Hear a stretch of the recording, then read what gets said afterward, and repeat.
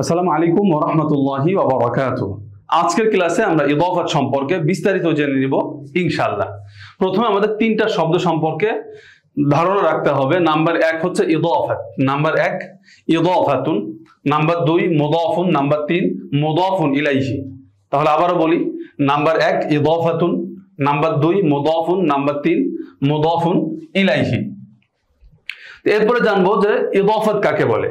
ইদাফাত হচ্ছে আরবি ভাষায় একটা ইসিমকে আরেকটা ইসিমের সাথে সংযুক্ত করাকে ইদাফাত বলে। একটা ইসিমকে আরেকটা ইসিমের সাথে মিলানো, একটা ইসিমকে আরেকটা ইসিমের সাথে যুক্ত করা, এটাকে বলে ইদাফাত। এরপরে মুদাফ, যে মুদাফ কাকে বলে এবং মুদাফ ইলাইহি কাকে বলে। যে ইসিমকে ভিন্ন আরেকটা ইসিমের সাথে সংযুক্ত করা হয়, যে ইসিমকে ভিন্ন আরেকটা ইসিমের সাথে সংযুক্ত করা হয় অথবা মেলানো হয়, এটাকে মুদাফ বলে। আর মুদাফ ইলাইহি, যে মুদাফকে যে শব্দের সাথে সংযুক্ত করা হচ্ছে সেটাকে মুদাফুন ইলাইহি বলে। তা প্রাথমিক পর্যায়ে আপনি সংজ্ঞাগুলো মনে রাখেন, উদাহরণ নিচে আসছে যে আরবি ভাষায় একটা ইসিমকে আরেকটা ইসিমের সাথে সংযুক্ত করাকে ইদাফাত বলে। এরপরে যে শব্দটাকে সংযুক্ত করা হচ্ছে সেটাকে মুদাফ বলে, আর যে শব্দের সাথে সংযুক্ত করা হচ্ছে সেটাকে মুদাফুন ইলাইহি বলে। এবার উদাহরণ দেখেন যে কিতাবুত তিলমিজি, কিতাবুত তিলমিজি, এখানে কিতাবকে তিলমিজের সাথে সংযুক্ত করা হয়েছে, কিতাবকে তিলমিজের সাথে সংযুক্ত করা হয়েছে। যে কিতাবুন একটা শব্দ, তিলমিজুন আর একটা শব্দ, কিতাবুন একটা শব্দ আর তিলমিজুন আর একটা শব্দ। কিতাবুনকে তিলমিজের সাথে সংযুক্ত করা হয়েছে, সুতরাং কিতাব হচ্ছে মুদাফ, কিতাব মুদাফ আর তিলমিজ মুদাফুন ইলাইহি। এরপরে কলামুল মুআল্লিমি, কলামুল মুআল্লিমি, কলামুন একটা শব্দ, মুআল্লিম আর একটা শব্দ। তা কলমকে মুআল্লিমের সাথে সংযুক্ত করা হয়েছে, সুতরাং কলম হচ্ছে মুদাফ আর মুআল্লিম মুদাফুন ইলাইহি।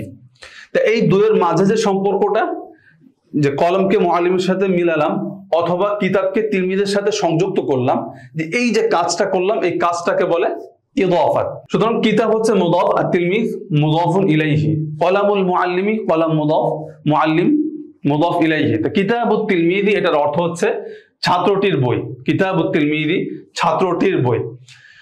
কলামুল মুআল্লিমি, যে শিক্ষকটির কলম, শিক্ষকটির কলম, কলামুল মুআল্লিমি শিক্ষকটির কলম। সাইয়ারাতুল মাদিনাতি শহরটির গাড়ি, সাইয়ারাতুল মাদিনাতি শহরটির গাড়ি। তরিকুল ক্বরিয়াতি গ্রামটির পথ, তরিকুল ক্বরিয়াতি গ্রামটির পথ। দেখেন আপনি গ্রামের পথও বলতে পারেন, শহরের গাড়িও বলতে পারেন, যেহেতু এটা বাচ্চাদেরকে শেখানো হয় এজন্য এভাবে লেখা হয়েছে, ঠিক আছে। কিতাবুত তিলমিজি ছাত্রটির বই, কলামুল মুআল্লিমি শিক্ষকটির কলম, সাইয়ারাতুল মাদিনা, সাইয়ারাতুন অর্থ হচ্ছে গাড়ি, সাইয়ারাতুন গাড়ি আর মাদিনাতুন শহর, তা দুটা মিলে শহরের গাড়ি, দুইটা মিলে শহরের গাড়ি। তরিকুল ক্বরিয়াতি গ্রামের পথ, তরিকুন অর্থ হচ্ছে পথ আর ক্বরিয়াতুন গ্রাম, তা তরিকুল ক্বরিয়াতি গ্রামের পথ, তরিকুল ক্বরিয়াতি গ্রামটির পথ বা গ্রামের পথ। নজরাতু রাশিদিন রাশেদের চশমা, নজরাতু রাশিদিন রাশেদের চশমা, নজরাতুন অর্থ হচ্ছে চশমা আর রাশিদ রাশেদ, নজরাতু রাশিদিন রাশেদের চশমা। সাআতু খালিদিন খালেদের ঘড়ি, সাআতুন অর্থ হচ্ছে ঘড়ি, সাআতু খালিদিন খালেদের ঘড়ি। এরপর আছে তাআমু বাকরিন, তাআমু বাকরিন বকরের খাবার, তাআমুন খাবার। তাহলে তরিকুন পথ, তরিকুন পথ, ক্বরিয়াতুন গ্রাম, নজরাতুন চশমা, রাশিদ রাশেদ, সাআতুন ঘড়ি, তাআমুন খাবার। প্রত্যেকটা অর্থ আপনি জেনে নেবেন আর পাশে বাংলাও লেখা আছে। এখানে আমাদের খেয়াল করতে হবে, দেখেন কিতাবুত তিলমিজি, কিতাবুত তিলমিজি প্রত্যেকটা মুদাফ ইলাইহিতে জের হয়েছে। তিলমিজি, মুআল্লিমি, মাদিনাতি, ক্বরিয়াতি, রাশিদিন, খালিদিন, বাকরিন। তার মানে মুদাফ ইলাইহি জের হবে, মুদাফ ইলাইহি আপাতত বলবো যে জের হবে। এটা একটু ব্যাখ্যা আছে। কিতাবুত তিলমিজি, কলামুল মুআল্লিমি, সাইয়ারাতুল মাদিনাতি, তরিকুল ক্বরিয়াতি, নজরাতু রাশিদিন, সাআতু খালিদিন, তাআমু বাকরিন। তো প্রথম কয়েকটা শব্দে এক জের হয়েছে, দেখেছেন এখানে এক জের হয়েছে, এখানে এক জের হয়েছে, এখানে এক জের হয়েছে, এখানে এক জের হয়েছে, আবার এখানে দুই জের হয়েছে, এখানে দুই জের হয়েছে। কারণ কি? এর কারণ হচ্ছে আর তিলমিজ এর শুরুতে আলিফ লাম আছে, আর তিলমিজ এর শুরুতে আলিফ লাম আছে। তা আপনারা জানেন যদি কোনো শব্দের শুরুতে আলিফ লাম আসে সে শব্দটা তানবিন হয় না, সে শব্দটা শেষে তানবিন হয় না, বরং হরকত হয়। তা জের হবে এক জের হয়েছে। যদি আমরা এটাকে আলিফ লাম ফেলে দিই তাহলে আলিফ লাম এখানে নেই, এখানে আলিফ লাম নেই, তাহলে আমরা পড়তাম কিতাবু তিলমিদিন, কিতাবু তিলমিদিন, যে একজন ছাত্রের বই, তখন দুই জের হতো। তাহলে মুদাফ ইলাইহি এটাতে আমরা জের দিব, কিন্তু কয় জের দেব, দুই জের নাকি এক জের? যদি শুরুতে আলিফ লাম থাকে তাহলে এক জের দিব, আর যদি শুরুতে আলিফ লাম না থাকে তাহলে দুই জের দিব। অর্থগুলো খেয়াল করেন যে কিতাবুত তিলমিদি ছাত্রটির বই, কলামুল মুআল্লিমি শিক্ষকটির কলম, সাইয়ারাতুল মাদিনাতি শহরটির গাড়ি, তরিকুল করিয়াতি গ্রামটির পথ, নজরাতু রাশিদিন রাশেদের চশমা, সাআতু খালিদিন খালেদের ঘড়ি, তাআমু বাকরিন বকরের খাবার। দেখেন অর্থটা দেখেন, কিতাব এখানে আগে এসেছে, কিতাব আগে এসেছে, তিলমিদ পরে এসেছে, ঠিক আছে। কিন্তু বাংলায় যখন দেখছি যে তিলমিদের অর্থটা আগে এসেছে, কিতাবের অর্থটা পরে এসেছে। অর্থাৎ আরবি মুদাফ মুদাফ ইলাইহি যেভাবে গঠিত হবে, বাংলা মুদাফ মুদাফ ইলাইহি এর ঠিক উল্টা। অর্থাৎ আরবিতে মুদাফ আগে আসে, মুদাফ ইলাইহি পরে আসে। আর এটাকে বাংলায় যখন আমরা অনুবাদ করব তখন মুদাফ ইলাইহির অর্থ আগে আসবে, মুদাফের অর্থ পরে আসবে। কিতাবুত তিলমিদি, তিলমিদের অর্থ আগে, ছাত্রটির বই। কলামুল মুআল্লিমি, এখানে মুআল্লিমের অর্থ আগে, মুআল্লিম শিক্ষক, শিক্ষকটির কলম। সাইয়ারাতুল মাদিনাতি, মাদিনার অর্থ আগে, শহরটির গাড়ি। তরিকুল করিয়াতি, এখানে করিয়ার অর্থ আগে, গ্রামটির পথ। নজরাতু রাশিদিন, রাশেদের অর্থ আগে, রাশেদের চশমা। সাআতু খালিদিন, খালেদের ঘড়ি। সার অর্থ আগে, তাআমু বাকরিন বকরের খাবার, বকরের অর্থ আগে, বকরের খাবার। তাহলে অর্থের ভেতরে আমরা পরিবর্তন দেখলাম এবং শব্দ গঠনে পরিবর্তন দেখলাম। এবার বিস্তারিত জেনে নিই। দেখেন যে ইদাফাতের কিছু নিয়ম রয়েছে, ইদাফাতের কিছু নিয়ম রয়েছে। এক নম্বর হচ্ছে যে মুদাফের শুরুতে কখনো আলিফ লাম ব্যবহার করা যাবে না, মুদাফের শুরুতে আলিফ লাম ব্যবহার করা যাবে না। সুতরাং আপনি বলতে পারেন যে কলামু মুহাম্মাদিন, কলামু মুহাম্মাদিন, মুহাম্মাদের কলম, কলামু মুহাম্মাদিন মুহাম্মাদের কলম। এখানে আপনি কলমের শুরুতে আলিফ লাম যুক্ত করতে পারবেন না, এটা ভুল, ঠিক আছে। কিন্তু আল কলামু মুহাম্মাদিন এটা বলা যাবে না। তাহলে এক নম্বর নিয়ম আমরা জানলাম যে মুদাফের শুরুতে আলিফ লাম ব্যবহার করা যাবে না, মুদাফের শুরুতে আলিফ লাম ব্যবহার করা যাবে না। সুতরাং কলামু মুহাম্মাদিন বলা যাবে, কিন্তু আল কলামু মুহাম্মাদিন বলা যাবে না। এরপর হচ্ছে মুদাফের শেষে তানবিন হবে না, মুদাফের শেষে তানবিন হবে না। মুদাফ ইলাইহি শেষে তানবিন হতে পারে, এটা হচ্ছে মুদাফ ইলাইহি আর এটা মুদাফ। এখানে কলামু মুহাম্মাদিন বলা যাবে, কিন্তু কলামুন মুহাম্মাদিন এখানে তানবিন দিয়ে বলা যাবে না, ঠিক আছে। কলামু মুহাম্মাদিন কিন্তু কলামুন মুহাম্মাদিন বলা যাবে না। তাহলে এক নম্বর জানলাম যে মুদাফের শুরুতে আলিফ লাম হবে না। নাম্বার 2, মুদাফের শেষে তানবিন হবে না, মুদাফের শেষে তানবিন হবে না। এরপরে যদি মুদাফটা তাসনিয়া হয় বা দ্বিবচন হয়, যদি মুদাফটা তাসনিয়া হয় বা দ্বিবচন হয়, তখন এই তাসনিয়ার যে নুনটা আছে, নুনটা পড়ে যাবে। দেখেন যেমন মুহাম্মাদের দুইটা কলম, মুহাম্মাদের দুইটা কলম, কলামা মুহাম্মাদিন, কলামা মুহাম্মাদি। আপনারা জানেন যে কলামুন এর তাসনিয়া হচ্ছে কলামানি, কলামুন কলামানি।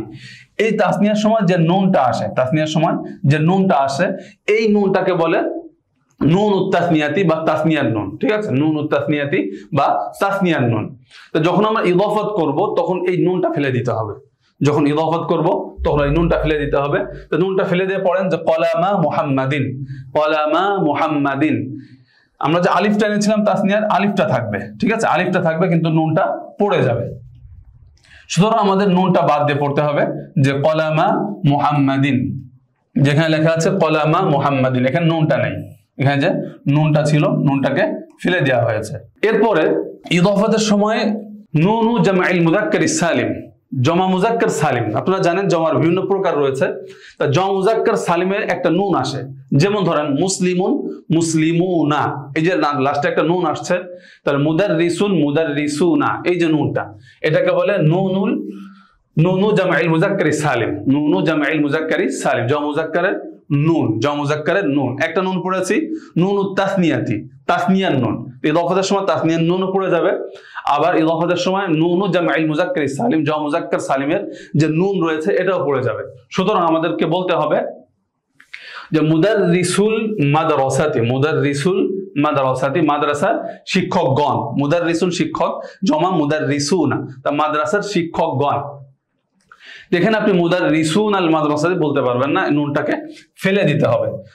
ইদাফাতের ক্ষেত্রে আমাদের কয়েকটা বিষয় খেয়াল করতে হবে। নাম্বার 1 আমরা জেনেছি যে ইদাফাতের সময় মুদাফের শুরুতে আলিফ লাম ব্যবহার করতে পারবো না।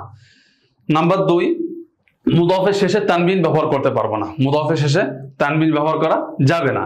নাম্বার 3, যদি মুদাফটা তাসনিয়া হয় তাহলে নুন তাসনিয়া বা তাসনিয়া যে নুনটা আছে এটা ফেলে দিতে হবে। নাম্বার 4 আমরা জেনেছি যে মুদাফটা জমা মুজাক্কার সালিম হয়, জমা মুজাক্কার সালিম হয়, তাহলে ওই নুনটা জমা মুজাক্কার সালিমের যে নুনটা আসে ওই নুনটা ফেলে দিতে হবে। এরপর আসেন মুদাফুন ইলাইহি। মুদাফুন ইলাইহি এটাতে জের হয়, মুদাফুন ইলাইহি এটাতে জের হয়। তাহলে এই কয়েকটা নিয়ম আপাতত মুখস্থ রাখেন। আবারও বলি যে মুদাফের শুরুতে আলিফ লাম ব্যবহার হবে না, মুদাফের শেষে তানবিন হবে না। মুদাফটা যদি তাসনিয়া হয় তাহলে নুন তাসনিয়া ফেলে দিতে হবে। মুদাফটা যদি জমা মুজাক্কার সালিম হয় তাহলে জমা মুজাক্কার সালিমে যে নুন আছে নুনটা ফেলে দিতে হবে। এরপরে মুদাফুন ইলাইহি এটা জের বিশিষ্ট হবে, ঠিক আছে? জি, এবার আসেন আমরা কোরআন থেকে কিছু ইদাফাত দেখে আসি। নাম্বার 1 হচ্ছে উহিল্লাত লাকুম বাহিমাতুল আনআম। এখানে বাহিমাতুল আনআম মুদাফ মুদাফ ইলাইহি, বাহিমাতুল আনআম মুদাফ মুদাফ ইলাইহি। তা বাহিমাতুন এটা হচ্ছে গবাদি পশু, বাহিমাতুন গবাদি পশু, আর আল আনআম চতুষ্পদ জন্তু। চতুষ্পদ জন্তুর গবাদি পশুগুলো, চতুষ্পদ জন্তুর গবাদি পশুগুলো। বাহিমা মুদাফ আর আল আনআম এটা মুদাফ ইলাইহি, বাহিমা মুদাফ আনআম মুদাফ ইলাইহি। এরপর আছে ওয়া লিবাসুত তাকওয়া যালিকা খায়র, ওয়া লিবাসুত তাকওয়া এখানে মুদাফ মুদাফ ইলাইহি হচ্ছে লিবাসুত তাকওয়া, লিবাসুন পোশাক, আর তাকওয়া তাকওয়া, তাকওয়ার পোশাক, তাকওয়ার পোশাক। তো ওয়া লিবাসুত তাকওয়া যালিকা খায়র, আমি পুরো অর্থটা করছি না কারণ এখানে কেবল আমরা মুদাফ মুদাফ ইলাইহি শিখছি, পুরোটা বুঝতে গেলে বাক্য গঠন ইত্যাদি আরো বিস্তারিত জানতে হবে। যে ওয়াতিলকা আয়াতুল কিতাবিল হাকিম, ওয়াতিলকা আয়াত এখানে আয়াত মুদাফ, আয়াত মুদাফ, আল কিতাবুল হাকিম মাউসুফ সিফাত মিলে মুদাফ ইলাইহি। আয়াতুল কিতাবিল হাকিম যে প্রজ্ঞাপূর্ণ কিতাবের নিদর্শনাবলী, আয়াতুল কিতাবিল হাকিম, হাকিম প্রজ্ঞাপূর্ণ, প্রজ্ঞাপূর্ণ কিতাবের নিদর্শনাবলী। এরপর আছে ফামাহাউনা আয়াতাল লাইলি ওয়া জাআলনা আয়াতান নাহারি মুবসিরাতান। এখানে আয়াতাল লাইল, আয়াতাল লাইল, আয়াতুন মুদাফ, আল লাইল মুদাফ ইলাইহি। এখানে আয়াতান নাহার, আয়াতুন মুদাফ, আয়াতুন মুদাফ, আর আন নাহার মুদাফ ইলাইহি। যে রাতের নিদর্শন, আর এটা দিনের নিদর্শন। আয়াতাল লাইল রাতের নিদর্শন, আর আয়াতান নাহারি দিনের নিদর্শন, ঠিক আছে? এরপর আছে ওয়ামিনান নাসি মান ইয়াশতারি লাহওয়াল হাদিস, লাহওয়াল হাদিস। তো আমাদের এখানে লাহওয়ান, লাহওয়ান অর্থ হচ্ছে অনর্থক কাজ, অনর্থক বিষয়। আল হাদিস কথা, তা কথার অনর্থক বিষয়। তো লাহওয়ান মুদাফ, আল হাদিস মুদাফ ইলাইহি। এভাবে আপনি মুদাফ মুদাফ ইলাইহি শিখে কোরআনের ভিতরে কোথায় মুদাফ মুদাফ ইলাইহি আছে এটা খেয়াল করবেন এবং এটা খোঁজার চেষ্টা করবেন। পুরো আয়াত না বুঝতে পারলেও যেখানে মুদাফ মুদাফ ইলাইহি আছে এটা আশা করি পুরো দর্শটা যদি ভালো করে বুঝে নেন তাহলে আপনি কোরআনের ভেতরে যে মুদাফ মুদাফ ইলাইহি আছে, কোনটা মুদাফ কোনটা মুদাফ ইলাইহি, প্রাথমিক পর্যায়ে একটু কষ্ট হতে পারে বা প্রাথমিক পর্যায়ে কিছু কিছু বিষয় আপনার নাও বুঝে আসতে পারে, তখন আপনি কারোর সাহায্য নিলেন যে এটা আমি বুঝতে পারছি না বা এটা কিভাবে হবে, অথবা আমাদের হোয়াটসঅ্যাপেও নক দিতে পারেন। তো এভাবে আস্তে আস্তে আগাতে হবে। তাহলে আজকে আমরা শিখলাম মুদাফ, মুদাফ ইলাইহি এবং উভয়ের মাঝে যে সম্পর্ক ইদাফাত।